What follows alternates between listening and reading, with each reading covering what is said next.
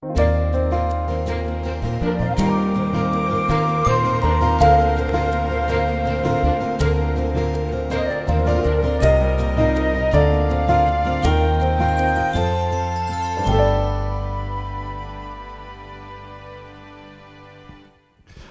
noite, irmãos.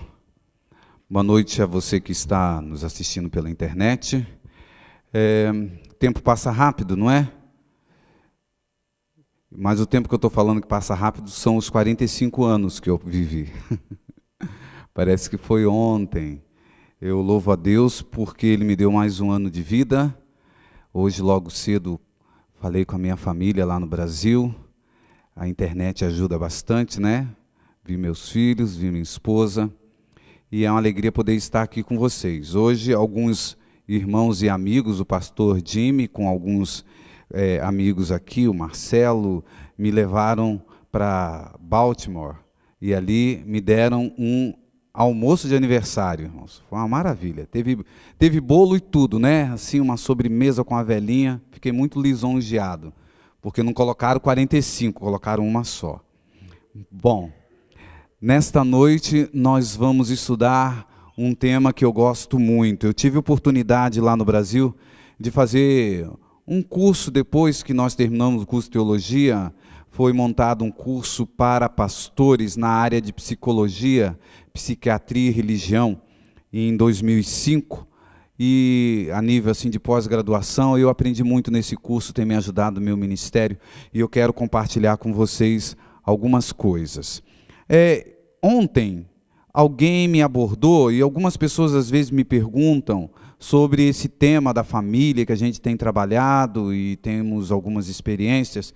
Se você tiver a oportunidade de anotar, anote esse blog que a gente tem, onde nós colocamos alguns materiais relacionados à educação de filhos e relacionamento de cônjuge, marido e mulher. Então, escoladepais.blogspot.com. Nesse blog eu coloco alguns materiais que podem ajudar você relacionado a matrimônio e educação de filhos também. Tem bastante material sobre educação de filhos. É a Escola de Pais. Você veja o detalhe que ali é escola e o D é sem a letra E, porque já tinha um outro domínio com Escola de Pais, a gente conseguiu colocar desta maneira. Então, você poderá assistir ou acessar na sua casa e aproveitem os materiais que tem ali. Bom, hoje nós vamos falar sobre restaurando as emoções. Eu queria tecer com vocês uma linha de raciocínio, começando da seguinte maneira. Em Lucas 2,52, tem um texto muito conhecido nosso. E crescia Jesus em sabedoria, em estatura e em graça diante de Deus e dos homens. Todos nós conhecemos bem esse texto. Eu queria, de uma maneira didática, colocá-lo desta maneira aqui, ó. Crescia Jesus em sabedoria. Sabedoria é a nossa parte que quer dizer que está ligada às emoções, à mente, aos sentimentos. Jesus crescia em estatura. É o nosso soma, é o nosso corpo, é o nosso físico. E Jesus crescia em graça, é a parte espiritual. Esse texto, para mim, dá uma base para nós cristãos, para que a gente quebre alguns paradigmas, alguns tabus que a igreja adventista teve, eu posso dizer teve, durante muito tempo, nessa área das nossas emoções. Jesus é o modelo, segundo esse texto, do desenvolvimento harmônico das três partes que nós temos. O desenvolvimento da mente, das emoções, dos sentimentos, o desenvolvimento do corpo, da saúde física, atividade física, alimentação, tudo isso que a igreja prega, e do espiritual, que é o motivo pelo qual nós estamos aqui, principal, que é a parte espiritual da igreja, do contato com Deus, da comunhão, do estudo da Bíblia. Mas guardem isso, nós temos uma parte que é emoção, uma parte que é soma, que é o corpo, e nós temos que ter também uma saúde espiritual. Bom, Diante disso, nós vamos nos deter hoje um pouco nessa questão da saúde espiritual. Eu vou pedir ao pessoal do som que se conseguisse colocar um pouco mais de retorno para mim, eu não estou me ouvindo, isso está me incomodando um pouco. Se conseguir colocar mais retorno aqui, eu agradeço. Veja só o texto de Ellen White. Ela diz o seguinte: grande parte das doenças que afligem a humanidade tem sua origem aonde, irmãos? O que está escrito ali? Mente, na mente. E só pode ser curada restaurando-se a saúde da onde? Mente. Existem muito mais pessoas que imaginamos que estão doentes o quê? Mentalmente. Inspiração. Isso aqui. Ellen White. Eu queria que você pensasse nisso, queridos. Nós temos um problema sério com esse negócio de saúde mental.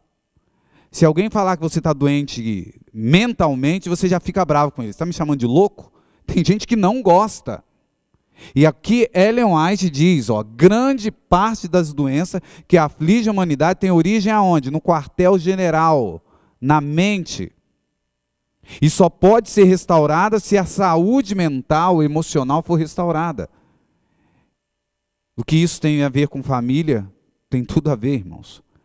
Vamos lá. Qual é a importância de compreendermos as nossas emoções? Raiva, ira. Olha só esse pensamento. 80% dos problemas que enfrentamos são de ordem emocional. E só 20% são de ordem técnica. 80% dos problemas que enfrentamos de ordem emocional. Bom, o que é um problema técnico e o que é um problema de ordem emocional? Vamos lá. Problema técnico é o seguinte, irmãos, olha o exemplo. Vazou a calha, o que você faz? Vai lá e troca a calha. Precisa trocar o corrimão, contrata alguém, troca o corrimão. Isso tudo é de ordem técnica. Travou o computador, você vai lá e arruma o computador, troca a peça, vê o que é, se é HD, o que está acontecendo. Você chama o especialista ou manda comprar a peça. Ordem técnica. Agora, o que são os problemas de ordem emocional? Raiva, ódio, autoritarismo, melindres. Já ouviu falar essa palavra? Gente melindrosa? Melindrosa é aquela pessoa que você tem que tratar assim, com muito cuidado, porque qualquer coisinha que você fala, ela já fica com raiva de você. Melindres, ressentimentos, prepotência, arrogância, insegurança. Tudo na ordem emocional. E aí tem uma pergunta. Quais os problemas que você tem enfrentado nos seus últimos 6 meses, em seu relacionamento conjugal, na sua família, são mais de ordem técnica ou de ordem emocional? Começa a lembrar aí na tua cabeça. Era a briga que se formou lá na sua casa, uma discussão. Foi porque tinha que trocar um corrimão, alguma questão dessa? Ou tinha a ver com melindres, com a emoção? 80% dos problemas, a maioria, com certeza, são de ordem emocional. Vocês já ouviram essa frase? Mens insana, in corpore sano. Mente sã, corpo são. Isso aí foi um filósofo Juvenal, no 1º século da nossa era, preconizou essa frase que é muito conhecida. Mente sã, corpo são. A mente, as nossas emoções. Sabe, queridos, nós temos na nossa estrutura, vamos falar agora da parte mental e da parte física, mecanismos de defesas quando nós temos algum problema. Vamos falar um pouquinho agora sobre essa questão do mecanismo de defesa físico e depois nós vamos entrar no mecanismo de defesa mental, emocional. Bom, você sabe que quando nós temos algum problema de saúde, o nosso sistema imunológico, se ele está forte, ele vai nos defender contra as doenças. Existem mecanismos de defesa contra os ataques da doença que nós classificamos como mecanismo bom e mecanismo ruim. Que seria um mecanismo de defesa do nosso corpo classificado como bom? É você ter uma boa saúde, uma boa alimentação. E aí o seu sistema imunológico é forte, quando a doença vem, você consegue resistir. Isso é bom. Você cuidar do seu estilo de vida, da sua alimentação, atividade física. Agora, o que seria um mecanismo de defesa para o nosso corpo classificado como ruim? É quando você fica doente e tem que tomar remédio. Por que a gente não gosta de tomar remédio? Tem uma frase que diz assim: antes prevenir do que tomar remédio, né? Do que remediar, não é assim? Por que a gente não gosta de tomar remédio? Primeiro, remédio é caro. Eu lembro de um colega meu, pastor, agora ele está jubilado, ele ficou viúvo, a esposa dele faleceu com câncer. E um dia encontrei ele, pastor João Ivo, encontrei ele na associação lá em São Paulo, na fase que a esposa dele estava bem doente. Ele falou assim: Jairo, você não tem noção, se a associação não estivesse me ajudando a comprar os remédios para minha esposa, eu não conseguiria. A dose do remédio custava por volta de R$5.000, irmãos, naquela época. Caríssimo. Então, a gente sabe que tomar remédio é caro, tomar remédio tem efeito colateral. Olha, irmãos, eu estou tomando um medicamento porque eu descobri que eu estou com hipertensão, né? Herança dos meus pais. E aí, eu tenho que tomar cuidado. E toda vez que eu vou tomar algum tipo de comprimido, eu tenho que avisar o médico: olha, eu tenho uma sensibilidade no estômago. Às vezes eu tomo medicamento para uma coisa, ataca o meu estômago. Talvez você seja assim também. Então o remédio tem esse problema, né? Você toma remédio para uma coisa, ele estraga a outra. Então tomar remédio não é bom. É um mecanismo de defesa, sim, mas é classificado como ruim. Agora, a nossa mente, a nossa psique, ela também tem um mecanismo de defesa. Quando você tem angústias, você tem temores, você tem problemas, o nosso corpo, a nossa mente se defende. Da mesma forma, existem os mecanismos de defesa que a psicologia classifica como bons e aqueles que são ruins. O que seria um mecanismo de defesa bom, natural, quando você tem algum tipo de angústia? Freud diz que o sonhar é a maneira de solucionar conflitos. Porque no sonho você expressa sentimentos que no dia a dia não dá para fazer. Quando você sonha, você tem raiva, né? Você expressa a sua raiva no sonho. E isso é bom, você está colocando para fora.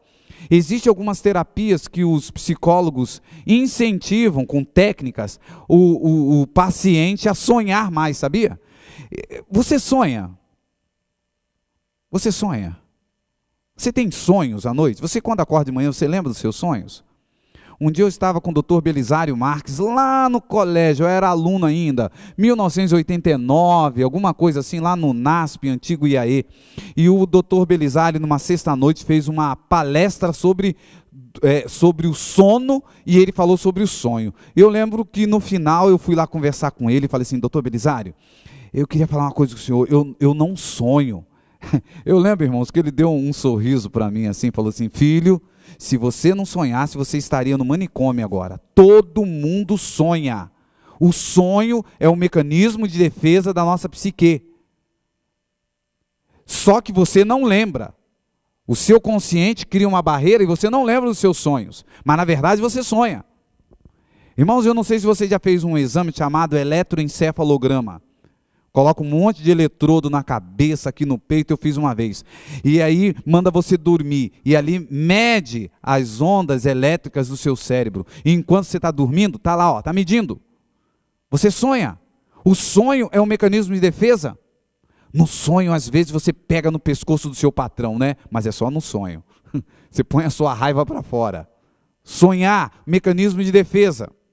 Um outro mecanismo de defesa é perdoar. Nós falamos sobre isso ontem. O perdão, você tira de dentro do seu coração aquele rancor, aquela mágoa. São mecanismos de defesa da psique que nós classificamos como bom. Agora tem os ruins. Olha só isso aqui, irmãos. Vocês já ouviram falar sobre neuroses, tiques, tartamudez, é a gagueira, doenças psicossomáticas? Deixa eu falar um pouquinho disso aqui para vocês. Talvez você já tenha entrado em contato com alguém, ou você conhece na sua família alguém que tinha tiques nervosos, já viu? A pessoa anda no meio da rua e pisca. Irmãos, esses problemas são de ordem emocionais. Tique nervoso não tem uma origem somática, mas psíquica.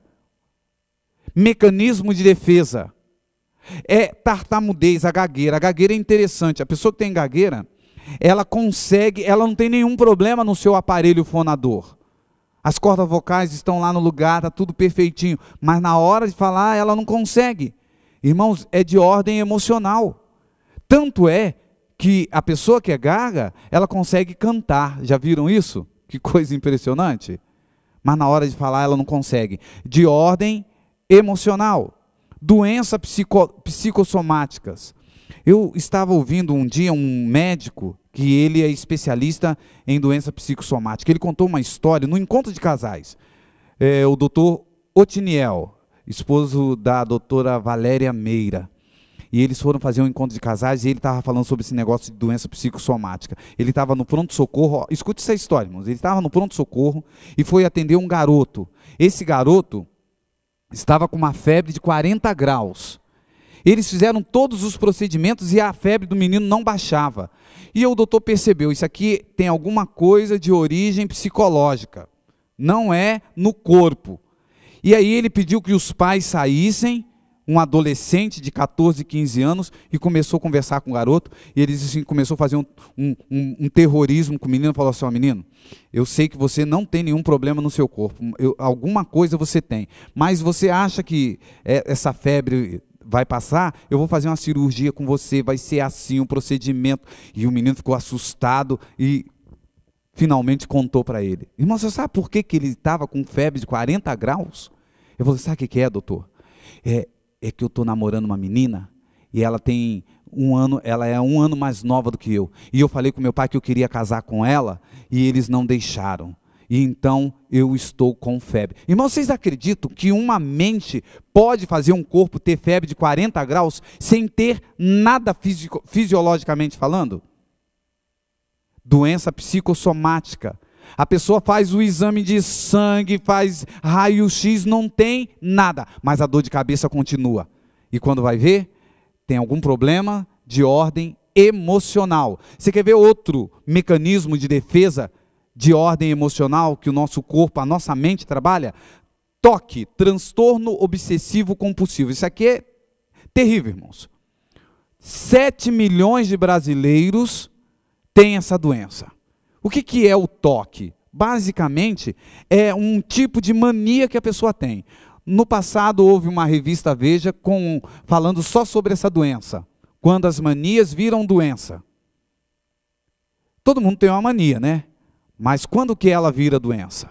Quando a mania vira doença?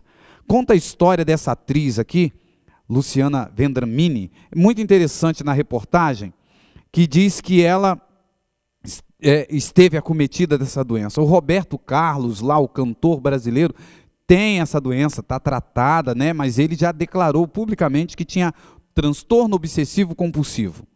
Quem padece de TOC é acometido por ideias recorrentes, comportamentos repetitivos, rituais compulsivos, como os médicos dizem. Essa menina, para vocês terem uma ideia, ela teve uma época que ela morava no Rio de Janeiro. Ela conta a história aí na revista, na reportagem, que ela diz o seguinte: ela morava no Rio de Janeiro e não conseguia dormir enquanto não passasse na frente da janela dela 2 táxis amarelos. Você sabe o que é isso, irmão? Ficar ali, enquanto não passar 2 táxis amarelos, eu não vou dormir. E ficava ali. Aí quando passava os 2 táxis, ela ia dormir. Pensamentos, ideias recorrentes. Outra coisa que acontecia com ela, muito interessante. Um dia, ela estava tomando banho, lá no banheiro dela, no chuveiro. E ela foi acometida de um pensamento assim: eu só vou sair debaixo desse chuveiro quando eu tiver um pensamento bom, agradável. Vocês acham que ela teve esse pensamento? Irmãos, ela ficou 5 horas debaixo do chuveiro, o pai dela teve que arrombar a porta e tirá-la debaixo do chuveiro. É uma doença que prende as pessoas. O cara está no trânsito, aí ele olha um carro com final 9. Ele falou assim: agora eu quero ver se eu acho mais uns 10 carros que tem a placa com final 9. Já viu esse tipo de pensamento que prende a pessoa? Transtorno obsessivo compulsivo. Mecanismo de defesa da mente. Fobias, um outro mecanismo de defesa. Fobia, medo. Você tem medo de alguma coisa? Um mecanismo de defesa da fobia. Os portadores de fobia têm medo. Irmãos, guardem isso aqui. Medo real, ou melhor, medo irreal de um objeto real. E a pessoa não pode entrar em contato com esse objeto, senão ela entra em crise. Eu vou contar algumas histórias para vocês. Primeiro, tem a situação fóbica e tem o objeto fóbico. O que é uma situação fóbica? Agorafobia. Agora é lugar aberto. Medo de lugar aberto. Vocês já ouviram falar sobre síndrome do pânico? É mais ou menos uma agorafobia. A pessoa tem medo de ir no shopping, tem medo de ir no supermercado, numa igreja com um monte de gente, ela trava, ela não sai de casa. Mecanismo de defesa. Agorafobia. Tem a claustrofobia. Não anda em elevador. Tenho ainda, o avô da minha esposa, nós morávamos num prédio de apartamentos e ele não ia visitar a gente. Aí um dia minha esposa falou, é que o meu avô, ele já tem uma certa idade, a gente mora no 6º andar, ele não consegue vir pela escada e ele não anda de elevador. Claustrofobia. Já viu gente assim? Lugar fechado, sua, medo. Claustrofobia. Mecanismo de defesa da mente. Alguma angústia, algum problema que a pessoa viveu. A mente, ela procura um caminho para ter o escape. Agora, objeto fóbico, isso aqui é muito sério, irmãos. O que é objeto fóbico? Medo de rato. Ah, todo mundo tem medo de rato. Mas não aquele medo que é paralisante. A pessoa trava. Ela surta, entra em crise. Gente que tem medo, por exemplo, de pena de ave. O meu professor de psicologia, ele contou a história da tia dele. A tia dele tinha medo de pena. De galinha, de pavão, seja o que for. E na família sempre tem um gaiato que acha que é besteira, que é bobeira, não é? Ele falou que ele tinha um primo, um dia essa tia foi na casa, tinha lá uma festa, uma reunião, ele tinha um primo e falou assim, hoje eu vou dar um susto na nossa tia. Sabe o que ele fez, irmãos? Ele ficou atrás da porta com um travesseiro cheio de pena. Quando essa tia passou, ele derramou todo o travesseiro de pena nessa tia. Sabe onde ela foi parar? No manicômio. Travou. É coisa séria. Nós, pastores, lidamos com pessoas que, por exemplo, têm medo de água. Depois que eu aprendi isso, antes de vir para o Brasil, no sábado anterior, eu fiz um batismo. Na hora de mergulhar a pessoa, ela falou assim, eu tenho medo de colocar a cabeça dentro da água. Eu não sei se o pastor Jimmy já passou por isso. De ir batizar uma pessoa que ela não consegue mergulhar a cabeça dentro da água. Tem medo de água. Na infância, quem sabe, a mãe esqueceu, escorregou dentro da banheira, alguma coisa aconteceu. E ela tem medo de água. E tem gente que tem medo de barata, que parece uma coisa meio comum, mas tem gente que tem um medo fora do comum, dentro das fobias. Queridos, veja só, todos os mecanismos de defesa. Vocês já ouviram falar sobre compulsão? O que é compulsão? Tem gente que tem compulsão a alimento, a álcool, a cigarro, a sexo. Compulsão é aquela coisa que a pessoa tem de acordar no meio da noite, porque no dia seguinte tem que pagar uma conta e não tem dinheiro. Aí no meio da noite ela acorda, sabe onde ela vai? Na geladeira. Come, ataca a geladeira. Depois que ela come, não está com fome. Depois que ela come, ela fica calma. E acalma mesmo. Fica tranquila. Agora eu estou bem. Mas fica com uma consciência pesada de culpa, né? Tem gente que tem compulsão a álcool, a cigarro, a sexo. Então, as compulsões têm uma característica. Veja só. Gente que joga até se esbaldar, mas fora do comum. Pessoas que comem, pessoas que ficam na frente de um computador horas. O que era apenas prazeroso torna-se uma obrigação.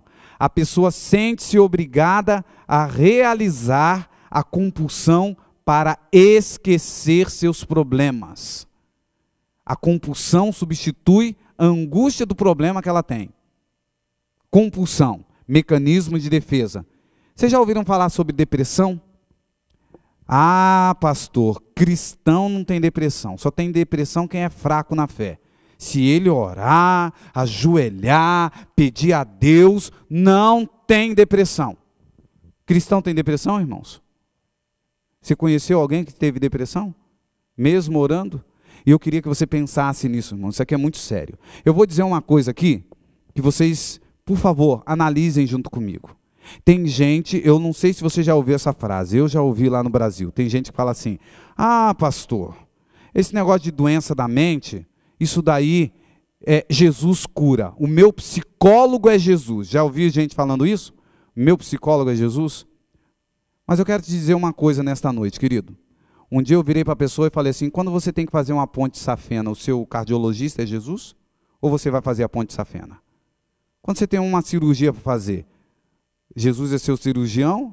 Ou você se submete a essa cirurgia? E por que quando a gente fala da saúde mental, emocional, a gente tem esse tabu de procurar um profissional que possa nos ajudar? A gente precisa repensar isso, irmãos. Eu lidei com uma pessoa que trabalhava comigo, que ela estava com depressão diagnosticada. E as pessoas... Eu tinha um professor, irmãos, entenda bem o que eu vou dizer, não vou falar nenhuma heresia não, eu sou pastor adventista do sétimo dia. Mas um dia, um professor meu no curso de psicologia, ele disse assim, ó, meus queridos, em alguns casos que eu trato, ele era pastor e psicólogo, eu digo para os meus pacientes que religião, ou ir à igreja, não é religião, ir à igreja é contraindicado. Como assim, pastor? Porque alguns membros da igreja não entendem. A pessoa chega, ela está com depressão. Veja, irmãos, a pessoa quando está com depressão profunda, ela não tem vontade das coisas básicas da sobrevivência. Ela não tem vontade de tomar banho, ela não tem vontade de comer, ela só quer ficar num quarto escuro. Uma pessoa nessa condição, ela vai ter vontade de ir à igreja. Quando ela luta, vai na igreja, ela encontra o irmão e fala assim, isso é frescura, você tem que orar mais. Ajudou muito a pessoa com depressão, não ajudou? É esse cuidado que a gente tem que ter. É uma doença, irmãos, e tem que ser cuidada. Segundo a OMS, a depressão é a quinta maior causa de morte no mundo. Quinta maior causa de morte no mundo. E eu queria rapidamente, a história é longa, mas só para vocês entenderem. Vocês sabiam que Tiago White teve depressão? A história está nesse livro aí, ó, Mensagens Escolhidas, volume 2, página 306 a 308. E sabe como que Tiago White foi curado da depressão? Olha o que Ellen White diz. Muitos anos há, 1865, quando meu marido arcava com pesadas responsabilidades em Betterclick, a sobrecarga começou a fazer notar seus efeitos. Sua saúde declinava rapidamente. Afinal, sentiu-se esgotado mental e fisicamente, tornando-se incapaz de fazer o que quer que fosse. Tiago White com depressão. Sabe o que Ellen White fez? Ela ficou 18 meses, 1 ano e meio, ela relata, após 18 meses de constante cooperação com Deus, no empenho de restaurar a saúde de meu esposo, levei-o de novo para o nosso lar. Após o restabelecimento, meu marido viveu vários anos, durante os quais realizou a melhor obra de sua vida. Muitos que desceram à sepultura poderiam estar vivos hoje, se tivessem cooperado com Deus. Sejamos homens e mulheres sensatos com respeito a esse assunto, ela diz. Ellen White pegou seu marido, levou para o interior, vendeu as coisas que ela tinha, comprou uma carroça com seu filho pequeno, e foi para o meio do mato, colocou esse homem para trabalhar na enxada, colocou esse homem em contato com as pessoas que vinham procurá-los, e foi trabalhando 1 ano e meio. A expressão que ela usa aqui, eu acho interessante. Ela diz assim, eu cooperei com Deus, e Ele cooperou comigo. E Tiago White foi curado da depressão. Mas ele teve depressão, mesmo sendo um homem de Deus. E Ellen White ali trabalhou com ele. Interessante, só um parâmetro aqui de histórias de homens de Deus, mas que também foram acometidos dessa doença. Queridos, dentro desse contexto da família, eu queria fazer um link aqui agora. Eu queria que você pensasse o seguinte, quando a gente casa, um dos votos matrimoniais, a gente diz que vai cuidar do nosso cônjuge na saúde ou na doença. Na minha experiência ministerial, eu tenho percebido, em alguns casos que eu lido, que eu converso com um casal, eu percebo que um dos dois tem alguma doença na área emocional. Interessante que o ser humano é assim. Se eu pegar um raio-x e falar assim, ó, sua esposa está com a perna quebrada, a pessoa mesmo sendo leiga olha lá, vê um osso para um lado, para o outro, é verdade. A minha esposa está com a perna quebrada, eu vou cuidar dela, porque eu prometi na saúde ou na doença. A sua esposa está com uma doença diagnosticada, está aqui os exames. Agora, irmãos, falem para mim, qual exame clínico aparece depressão? Exame de sangue? Raio-x? Tomografia? O ser humano, ele só acredita naquilo que ele vê. E quando a gente fala assim, a sua esposa precisa de cuidados. Ah, mas ela é muito chata. Ela não é chata, ela está doente. E é uma doença da emoção. E você vai pular fora do barco do casamento agora, porque você não quer tratar a sua esposa, porque ela tem uma doença emocional. E tem gente que não entende isso, irmãos. Ah, se fosse câncer, eu cuidava. Se fosse diabetes, eu cuidava. Mas agora, depressão, fobia, seja lá o que for, não, isso daí eu não quero. Nós temos 3 áreas que precisam ser cuidadas: saúde física, mental, emocional e espiritual. E muitos têm negligenciado a saúde emocional. Acham que é frescura, acham que é bobeira, deixa para lá e não cuidam do seu cônjuge quando eles estão afligidos por um desses problemas. Sabe, irmãos, eu li uma reportagem na revista Veja. Eu quero compartilhar com vocês. Olha a manchete da revista Veja. Casamento feliz diminui dores da artrite. Mas o interessante é que diz assim, ó, a ciência já havia constatado que um casamento feliz pode reduzir os níveis de ansiedade, evitar a depressão, aumentar a sobrevida dos pacientes com câncer. Que coisa, irmãos, um casamento feliz. E outra, ainda no final da matéria, diz assim, o casamento emocionalmente equilibrado é também responsável por diminuir as dores causadas pela artrite reumatoide, uma inflamação nas articulações. Maravilha, Deus é perfeito, né, irmãos? Remédio para depressão, casamento feliz. Agora, irmãos, convenhamos, o casamento feliz ajuda a pessoa na saúde emocional, como diz ali, ajudando na ansiedade, evitar depressão, aumentar a sobrevida e tudo, não é? Casamento feliz. Agora, eu quero crer que um casamento feliz pode ter o efeito exatamente contrário. Você vai ter câncer, você vai ter reumatismo, você vai ter tudo quanto é tipo de doença num casamento infeliz. O que a gente pode aprender com isso, irmãos? Vamos investir no nosso matrimônio? Para o nosso próprio bem e do nosso cônjuge?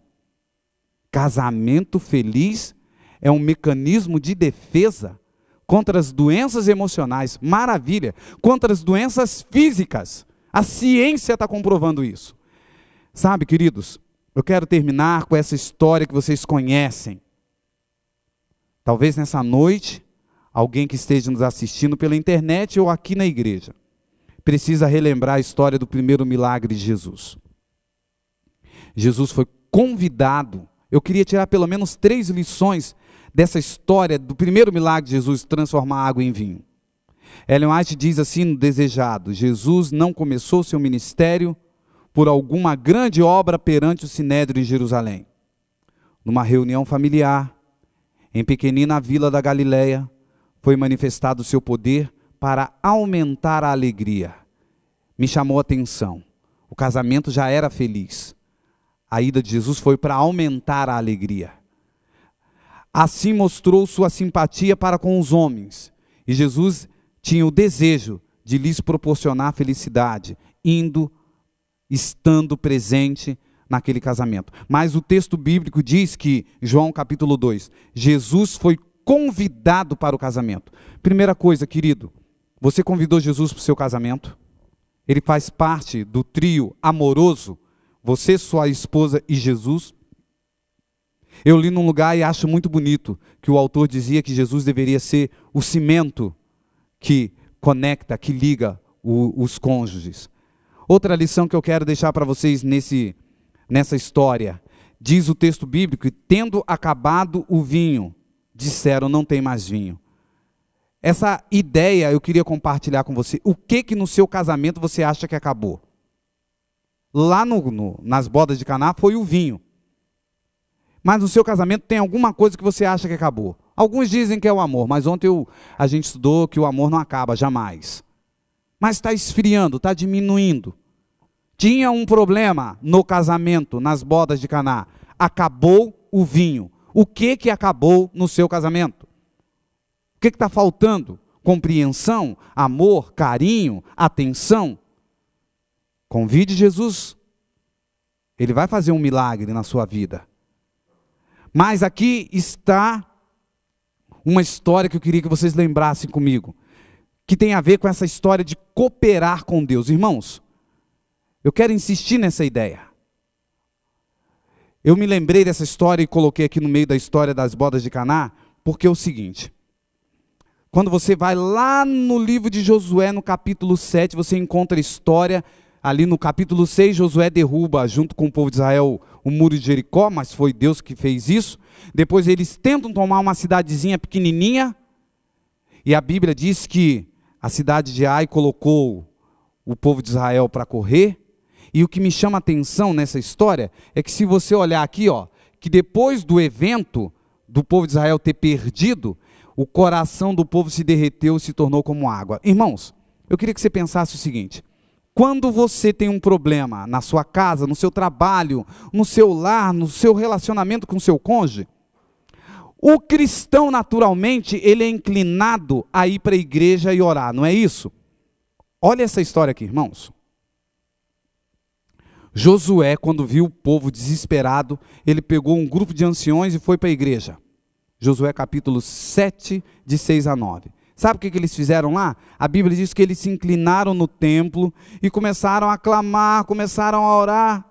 Mas o que me chama a atenção nessa história é que parece que está tudo certo. Teve problema, corre para a igreja e vai orar. Mas vocês lembram qual era o problema aqui? O Acã tinha pegado coisas que era para destruir, coisas que era para levar para o templo, ele levou para o meio do povo de Israel. Aí Deus tirou a proteção, eles perderam. Agora eles acharam, estou com problema, vou orar. Vou para quarta-feira, aqui é terça, né? Vou terça-feira para o culto de oração e clamar ao Senhor. Mas olha que impressionante, irmãos. Lá no capítulo 7, no verso 10, tem a reação de Deus. Deus falou para Josué e para os anciões: levanta-te, porque estás aí prostrado sobre o teu rosto. Israel transgrediu o meu concerto, que lhes tinha ordenado. Era este o momento para ação, pronta e decidida, e não para desespero e lamentação. Irmãos, o que eu quero dizer para você nessa noite é o seguinte: você está com um problema? Às vezes você está orando, e o problema não é resolvido. E eu queria deixar com você a história de Josué, porque lá em Eclesiastes diz assim: há tempo para tudo. Irmãos, inclusive, há tempo para você ir para a igreja orar, mas há tempo de, como Deus falou para Josué: levanta daí e vai resolver o teu problema. Se a tua esposa tem uma dificuldade de ordem emocional, ore, clame a Deus, mas leva ela num terapeuta, vai atrás da solução. É isso que eu queria dizer para você. Tem gente que está com o pecado enterrado e está orando a Deus, mas não quer largar o pecado. Na história de Josué, Deus falou exatamente isso. O que você está fazendo aqui na igreja orando? Vá lá atrás do Acã, porque tem pecado lá no meio. Nós precisamos, às vezes, irmãos, não é oração, é atitude. É ir atrás da solução do nosso problema. E aqui, em João capítulo 10, na história de Caná, o finalzinho diz assim: e disse o mestre Sala, quando experimentou o vinho, que era água transformada em vinho que Jesus fez: todos costumam servir primeiro o vinho bom, e depois que os convidados já beberam muito, servem o vinho comum. Mas você guardou até agora o melhor. Queridos, eu queria que você analisasse como está o seu relacionamento conjugal. Talvez esteja uma água Mas agora é a hora que Jesus vai dizer para você: o melhor vai começar agora. O melhor pode ser daqui para frente. Lembre-se, nessa história da bodas de Caná, Jesus foi convidado para a festa. Jesus detectou um problema, tinha acabado o vinho. Eu não sei o que acabou no seu casamento. E tem uma frase chave. A mãe de Jesus, vocês lembram o que Maria falou para os empregados? Maria falou assim: façam tudo que ele disser. E os empregados ouviram a voz de Jesus e foram lá e encheram as talhas com água. Irmãos, você está disposto a fazer tudo que Jesus pedir dentro do seu casamento para que haja um milagre? Tem uma parte no casamento que é sua. Faça tudo o que ele disser. E os empregados foram lá. O que o senhor precisa, Jesus? Eu preciso aqui de 6 talhas cheias d'água. E Jesus também está dizendo para você: você precisa mudar as suas atitudes para que o milagre aconteça.